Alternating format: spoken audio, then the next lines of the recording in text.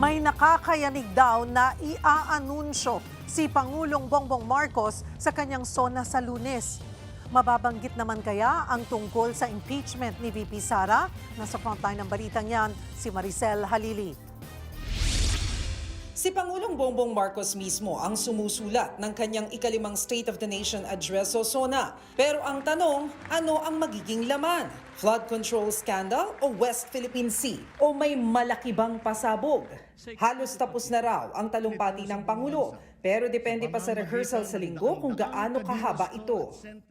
Sa ngayon po, ang Pangulo po ay malapit na matapos at nire-review ang kanyang speech. At hindi ko po maisisiwalat kung ano ang kanyang maaaring sabihin dahil hindi ko pa rin po nakikita at hindi ko pa rin po nadidinig kung anong kanyang sasabihin. Hindi pa rin inilalahad ng Malacanang ang mga paksang tatalakayin pero meron daw dapat abangan. Should we expect earth-shaking announcements during the SONA of the President? Lagi naman pong ganon. Definitely hindi mawawala ang mga naging accomplishments ng administrasyon. Pero kung ano pa ang kanyang sasabihin, hintayin po natin sa Lunes. Nang tanungin naman kung babanggitin ba ang impeachment case laban kay Vice President Sara Duterte, isang maikling sagot lang ang sinabi ng palasyo. Hindi po yan napag-uusapan.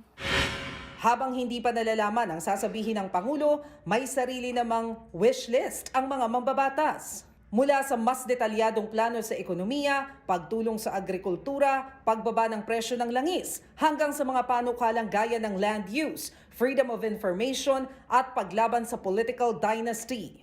Yung mga short-term plan po na very crucial for the next 2 years. Ako siguro specific, targeted by the numbers, hindi yung sweeping.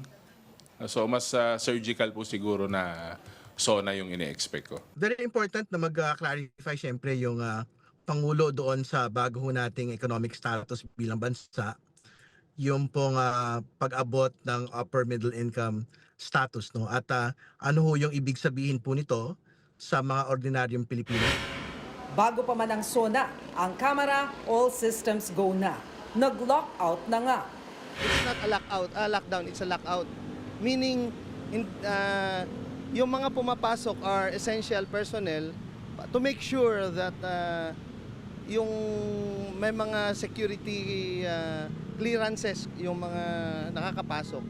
Meron ding SONA Pass na may QR code para sa mas mahigpit na verification. Todo rin ang paghihigpit sa seguridad lalo't may aktibong banta pa rin sa buhay ng Pangulo. Well, always naman, on the security side, we always consider yung mga all possibilities na threat.